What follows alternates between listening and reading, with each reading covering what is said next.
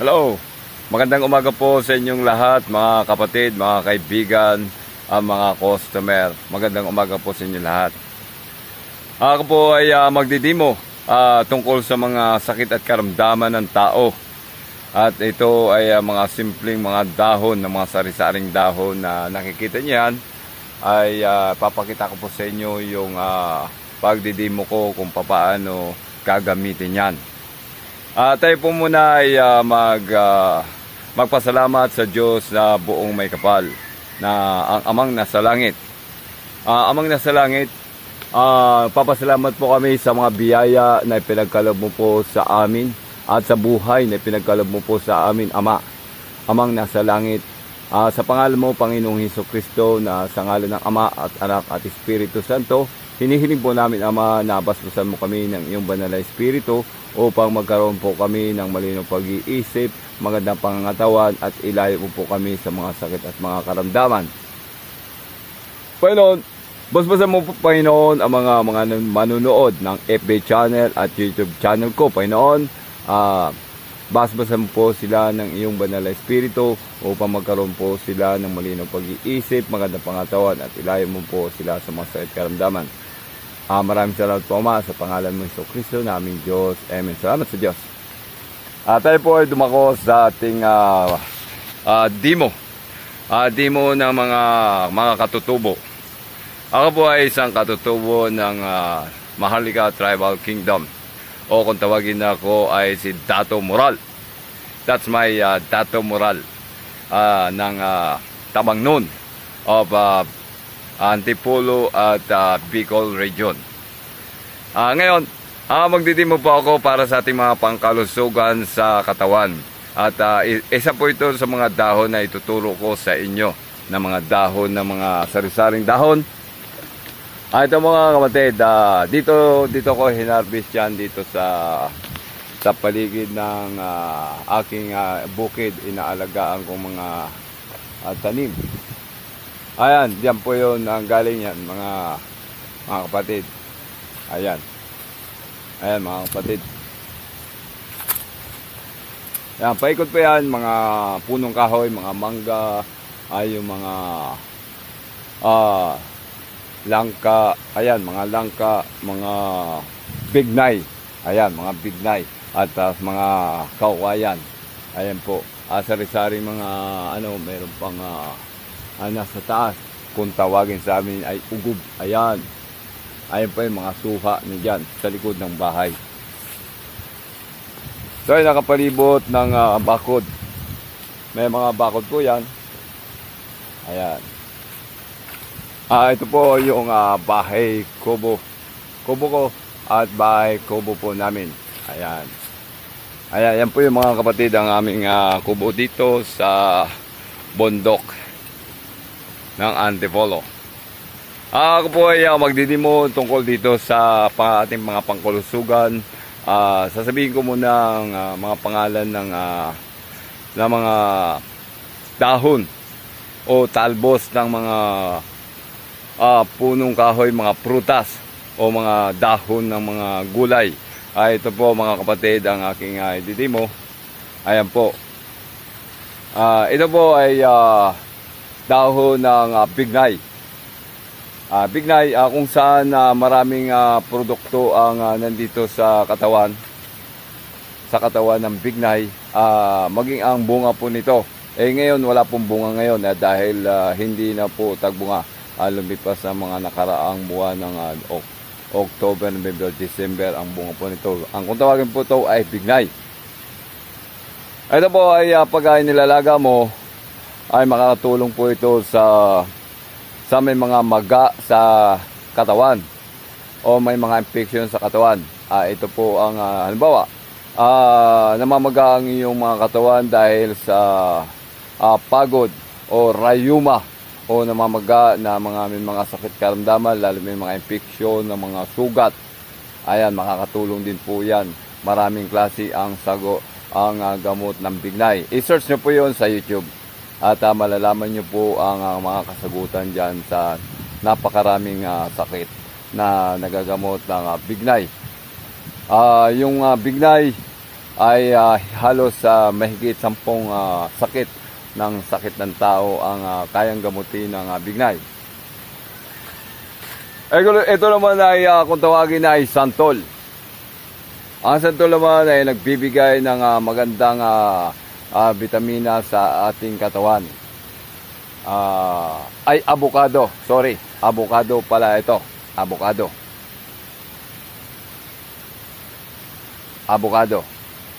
Ayan po ay avocado na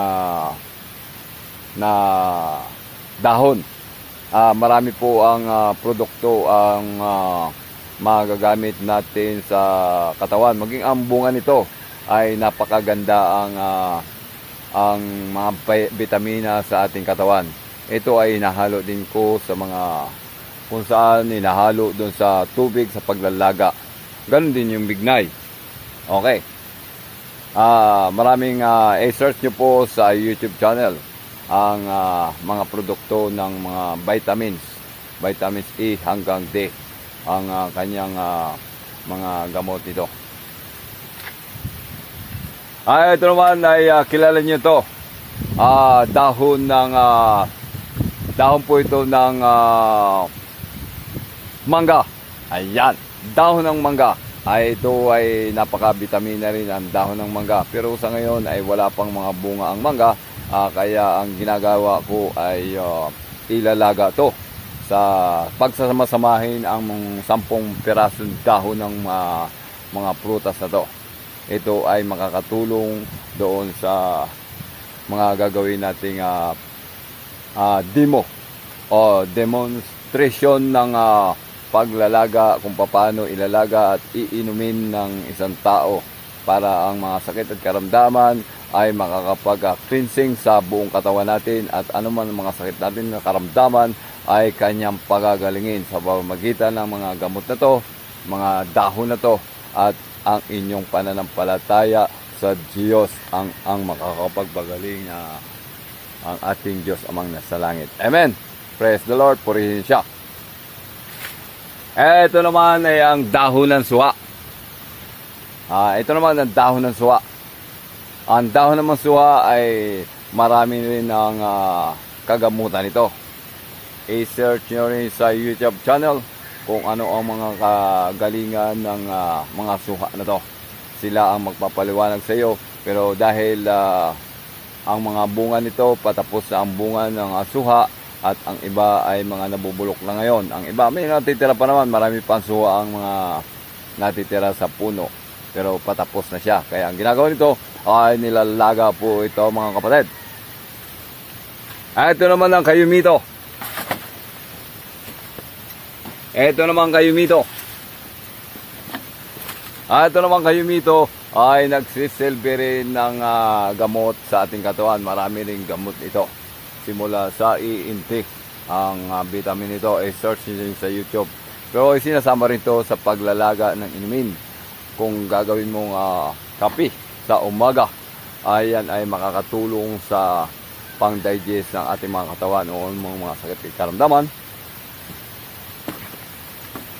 Lalong-lalo na to ay talbos kamuti.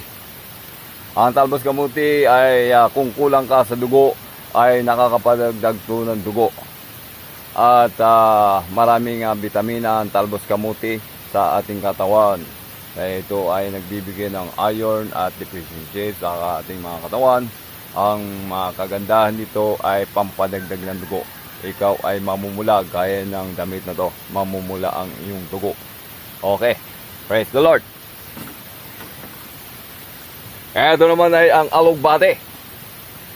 Ang alugbati na to ay isa rin tong magandang panglagay sa mga gulay o sa mga isda. Gandi ng talbos kamuti. Inilalagay dun to sa isda. Pero kung wala ka pang may lalagay na isda, pwede mo ito isasama sa paglalaga para sa iyong inumin. Okay, mga kaibigan. Ito na mga malunggay. Napakaraming vitamina ang malunggay. Unang-una ay sa mga nilalagay ito sa mga gulay, isda o sa mga kinunot, anumang klase o sa mga sugat ng ating katawan. First aid din po ito. First aid. Halimbawa, wala kang gamot na ilalagay sa bagong sugat. Halimbawa, nasugatan ka ng kutsilyo sa iyong katawan, ito ang unang first aid. Ito ay dudurugin mo, ang katas nito ang inyong ilalagay doon sa iyong katawan. Okay mga kaibigan, ilalagay ito sa iyong katawan, ang iyong pipigain mo yan, ang katas yung ilalagay mo sa sugat para ang iyong sugat at dugo ay bigla ang humupa. Mga kapatid, huhupa kagad yung mga sugat nito, sugat ng iyong katawan. At ito ay maraming hinahalo din to sa mga tinapay, ang malunggay. Kaya maraming vitamin na to mga kapatid. Okay, dito po makikita ang mga sari-saring gulay sa bukid. O kung may mga tanim kayo, ay magsitanim na kayo ng ganitong malunggay. Okay mga kapatid. At ito naman na talbos kamuti, kamunting kahoy. Kilala nyo ba yan? Ang talbos kamunting kahoy nito ay malaki ang laman nito. At ito ay ginugulay din. Ginugulay din to ang talbos nito. Napakasarap nito, lalo pag ginataan mo ay ang sarap nito. Lahaluan mo lang ng konting hinimay-himay na isda at iyong gagataan ay napakasarap. Sabi sa Bicol, masiramon manoy. Hamagat ang tawag dito ay kamunting kahoy. Ay napakasarap, di ba? Ayan. Ito pa mga kapatid ay halu-haluin ko dito sa aking tubig na ininit. Ayan. Halu-haluin ko po yan mga kapatid. Dito ko ilalagayan sa aking pinakuluan. Ayan. Dito ilalagay mga kapatid. Ilalaga yun dito. Pakukuluan dito. Ang kanyang ano na to, pakukuluan.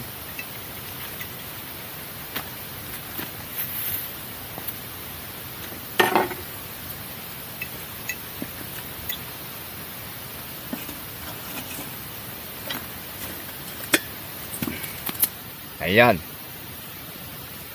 Dito po mga kapatid, ipakukuluan sa isang pakukuluan mo, at pag nakuluan mo ay iyong iinumin. Lalagyan mo lang po ng konting asin, at kung gusto mo naman ay lalagyan mo ng kape para iyong iinumin sa umaga, tanghali at hapunan. Ayun po, ilalaga po yan.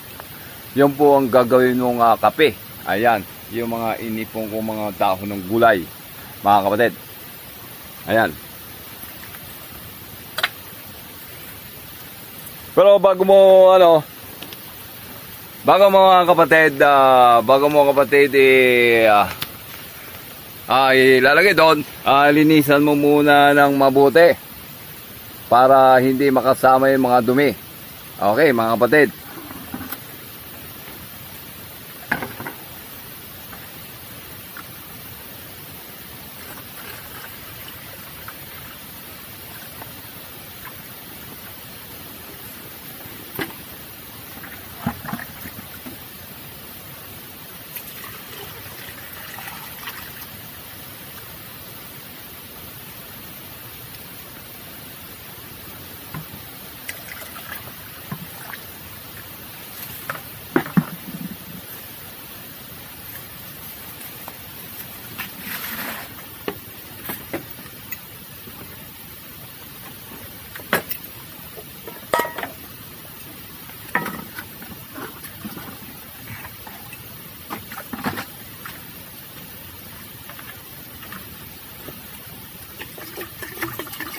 About 3 hugas po yan mga kapatid.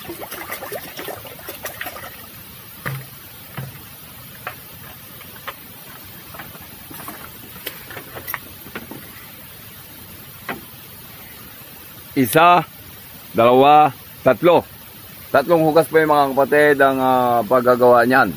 Okay. Magsimula na po tayo maglagay. Halimbawa ito. Halimbawa ito ay uhugasan mo na. So mo dyan, Sausaw mo sa pangalawa. Sausaw mo sa pangatlo. Saka mo ngayon ilalagay sa dito. Ilalagay mo rito. Yan. Ganon din yung malunggay.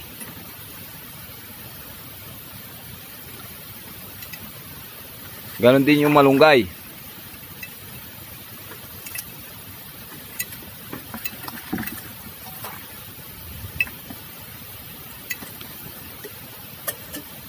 Yan, dito. Yan. Ganon din yung malunggay. Halo mo rin malunggay. Ayan. Hugas mo mabuti. Yan, unang banlaw. Pangalawang banlaw. Pangatlong banlaw. Ayan. Para malinis, tatlong hugas, 'di ba?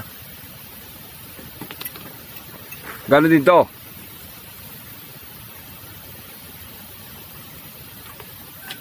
Ganoon din 'tong alugbate. Ano na nilagay natin kanina? Talbos sa balinghoy. Talbos ng malunggay. Ito naman pangatlo ay talbos ng alugbate. Okay. Isa. Dalawa. Tatlo. Dito. Ayan. Ayan po mga kapatid. Ilalaga po yan. Ayan mga kapatid. Pangatlo. 1, 2, 3, 4. Pangapat. Ayan. Talbos kamote. Ayan. Talbos kamote. Ihugasan. Unang hugas. Pangalawang hugas. Pangatlong hugas. Ayan. Dito na yun. Sishoot. Dito. Ayan. Tatlong hugas. Ayan. Ito naman kayumito.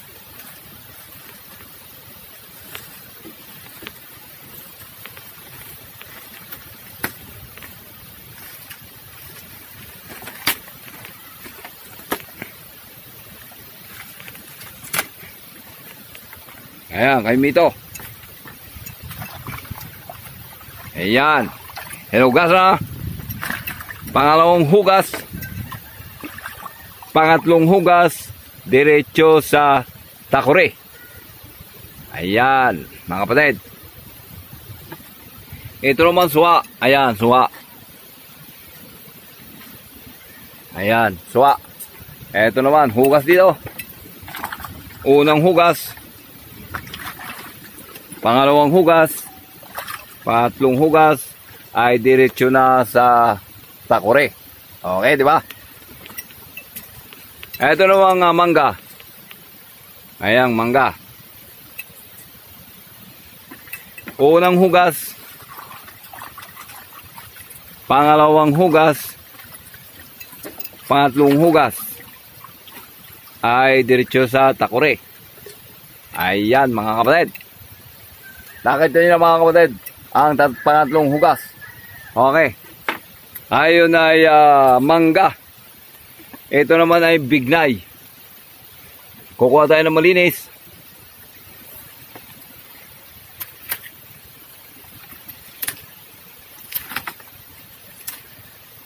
Ayan.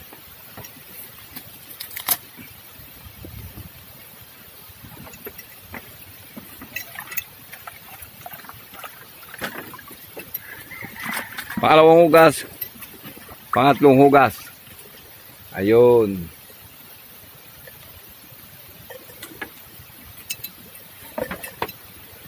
Tutubigan na natin.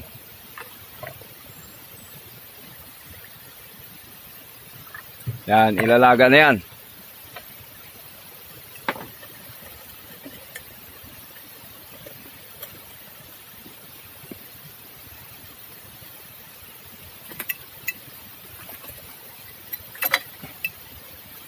Ayan. Lalaga na yan. Tapos lalagay na dun sa apoy.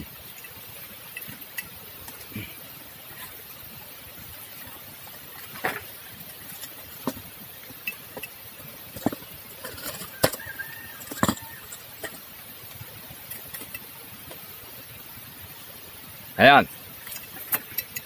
Pakukuluan na ngayon dito.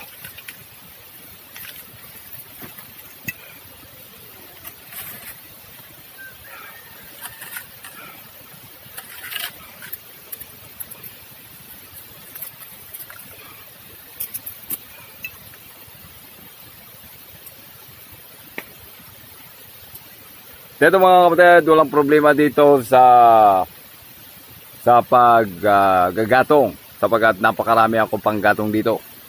Ayan, mga panggatong to. Ayan, dahil panggatong. Ito, mga panggatong. Mga panggatong, dahil panggatong. Ayan, marami mga panggatong. Ayan. Maraming panggatong. O, di ba? Lalo na doon sa may bandang unahan ay marami akong panggatong dito. Mga kahoy. Iikot ko muna kayo dito sa aking mga tanim. Ay aking mga tanim dito ay mga nabubuhay na ang sitaw. Nabubuhay ng mga sitaw. Ayan o. Yan. Lalagyan ko ngayon to ng balag o yung kapitan ng mga sitaw. Yun. Para sa ganoon na susunod na mga araw ay magbubunga na siya at ako naman mag-harvest. Okay, mga kapatid. Pasyal ko kayo dito sa aking mga tanim na talbos kamuti at mga sitaw, malunggay.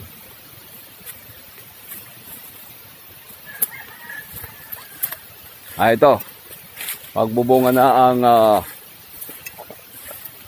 langka. Ayan. Magbubunga ng langka. O, di ba? Maganda na ang bunga ng langka. Ayan. Konti lang ang ibinunga ng langka. Sapagkat ay hindi siya makabunga ng malaki. Gawa nung ang kadikit niya ay ang mangga. Ay ang kadikit niya mangga. At ang langka ay yan. Ayan. Punta tayo sa ating mga tanim-tanim. Ayan. Ayan, mga talbos kamuti. Ayan, mga tanim kong mga talbos kamuti. Ayan. Hanggang doon, may mga tanim na talbos kamuti, balanghoy, saging, malunggay. At saka may mga bagong tanim ang saging. Mga bagong tanim, mga saging, mga nyug. Ayan, mga nyug, nandyan. Ayan. Sa mga bandang unahan ay may mga tanim dyan ng mga pinya. May mga buho. O yan, daming sari-sari mga pananim. Mga saging. Ayan, yun pa yung mga tanim.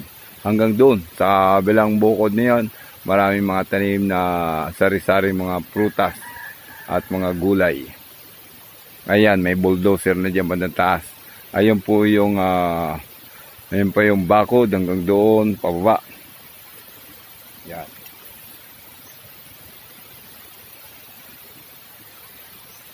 Ayan po, ang kapatid. Dito po ako naninirahan dito sa bundok na to. At napakatahimik dito. Pag kami dito, ay ang maririnig mo rito ay ang kuliglig. Ang maririnig mo dito ay ang kuliglig. Wala rin dito, hindi ka rin dito mga pag-charge. Kailangan lang dito ay magkaroon ka ng solar para magkaroon ng charge. Wala pa kang pambili ng solar. Kaya pasamantala muna ay nakikicharge muna ako sa baba. Ito lang mga kapatid.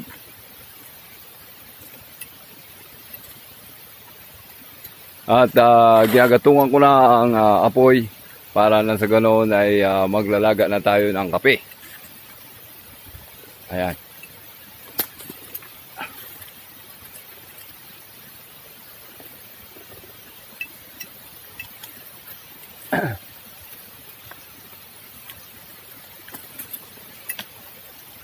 Kaya walang problema dito ang panggatong ng kahoy, sapagkat napakarami ng panggatong dito ng kahoy. Magsasawa ka sa kahoy. Meron naman ako ditong bigas.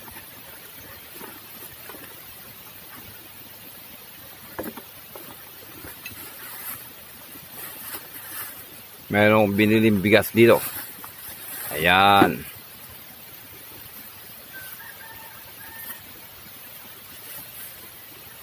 Yan, may bigas. Meron naman ako ditong noodles, sardinas, at saka itlog.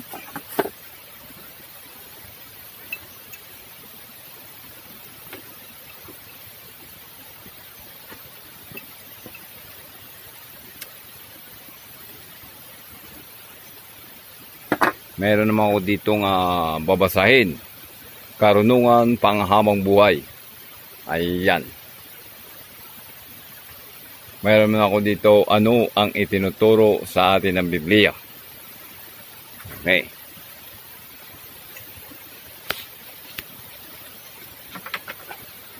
Mga kapatid, magkwentuhan muna tayo habang nag-iinit pa ako ng tubig. At ako ay magtitimpla ng kape. At magsasaing pa ako ng kanin dito. Para pagkatapos ko mag-almusal, ako naman ay mag-aasarol o magtatabas doon sa bukid. Para makapagbinta ako ng mga gulay. Makapagbinta ako ng mga sari-saring gulay.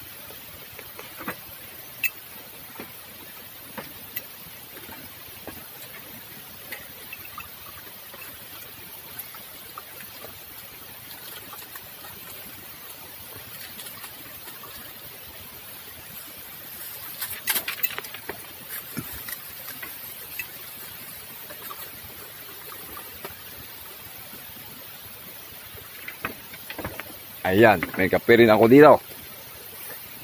May kape. Ayan, diba? At meron pa akong coffee ko 3-in-1. Okay. Mga kapatid.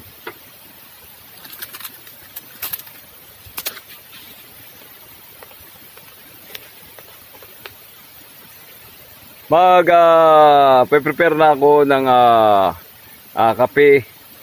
Pag kumulo yan, ilalaga ko.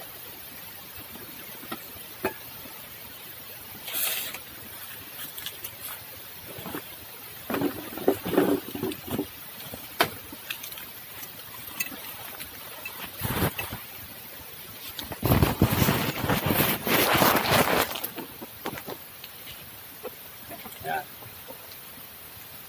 Prepare na ako ng kape para sa almusal.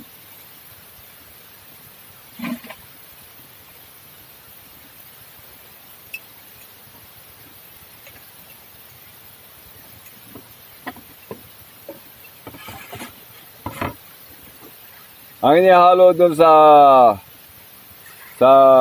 asukal, sa pinakulo kong mga gulay ay ito lamang na puro. Mas maganda ang puro ang ilalagay mong purong kape. Gaya nito, Nescafe. Naka-sponsor ako ng Nescafe. Kaya naman, kung wala ka Nescafe, ay coffee ko. Ayan. Coffee ko. Haluan mo ng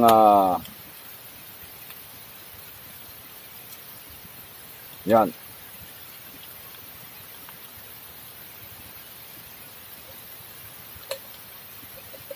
Yan. Kape. At lalagyan mo ng asukal.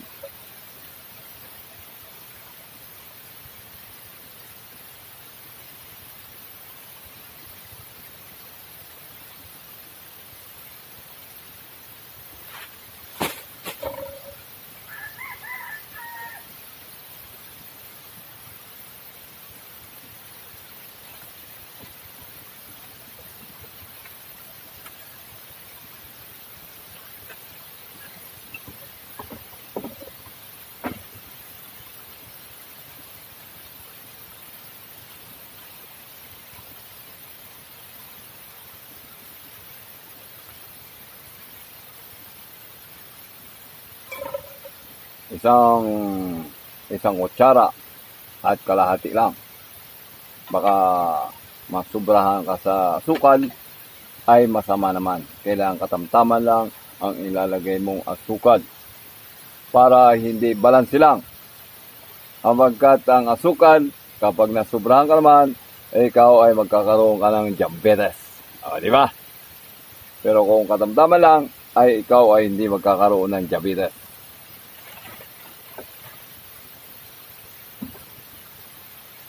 Ayun, kumukulo na yung aking pinakulo ng kape. Ay yung mga gulay. Magugulay na tayo.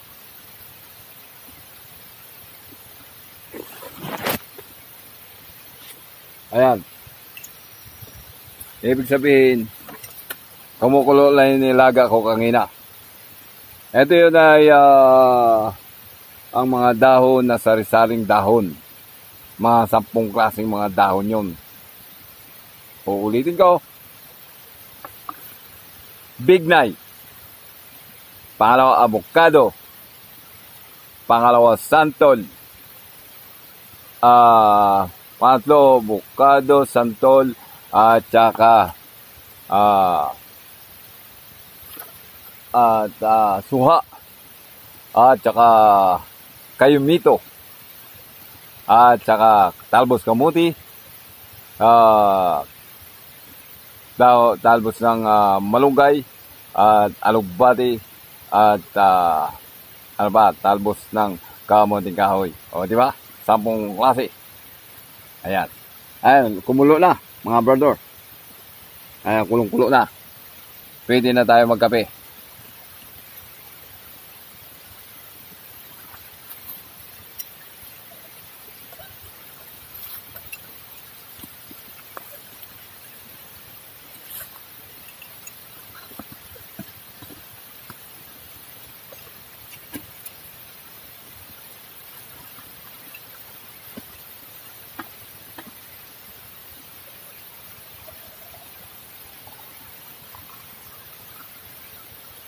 Yan.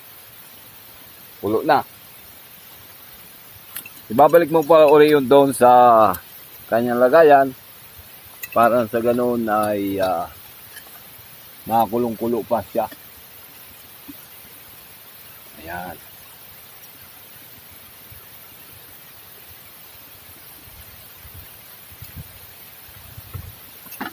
At tayo na haluin na natin ang kape na ating ginawa. Ayan.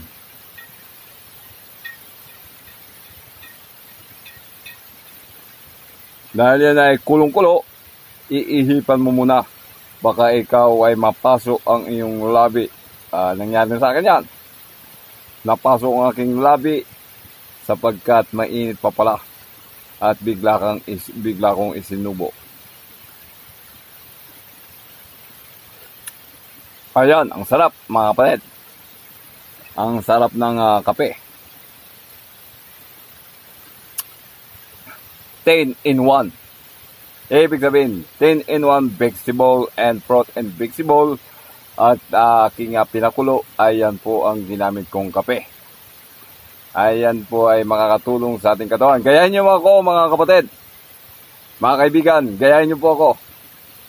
Kung gusto niyo gumanda ang circulation ng iyong dugo, kahit kayo ay payat o mataba, at mawawala ang inyong mga maga sa inyong katawan o yung mga sakit sa puso o mga cancer sa katawan ninyo.